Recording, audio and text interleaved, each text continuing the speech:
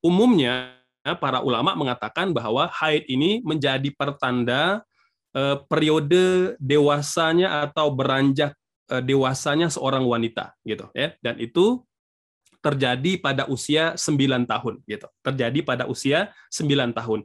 Ini pendapat mayoritas para ulama gitu ya. Nah, meskipun ada yang mengatakan bahwa haid itu hanya terjadi pada usia 15 tahun gitu ya.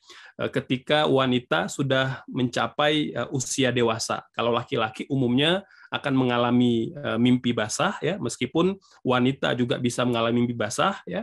Kemudian tumbuhnya rambut-rambut ya, atau bulu-bulu di kemaluan ya, dan beberapa tanda-tanda lain gitu ya.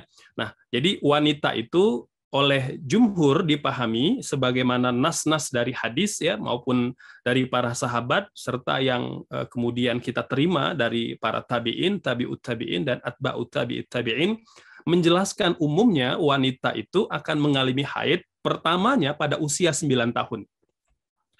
Dari uraian ini, maka ulama mengatakan kalau ada darah ya, meskipun kita yakini haid ya, itu keluar sebelum usia 9 tahun, maka dia diperlakukan sebagai istihadah, sebagai darah penyakit gitu. Anak tersebut tetap wajib sholat, tetap wajib berpuasa gitu ya. Karena dia dianggap bukan darah haid gitu ya. Artinya dia boleh berpuasa ya, dan boleh sholat gitu ya, karena kalau kita bicara wajib maka nanti akan terikat dengan patroh balag ataupun patroh buluh, maaf ya. Jadi patroh dewasanya seseorang itu baik laki-laki ataupun perempuan ya. Jadi kapankah seseorang itu mulai dibebankan hukum taklifi ya, seperti ibadah-ibadah dalam rukun Islam, puasa, sholat dan seterusnya gitu.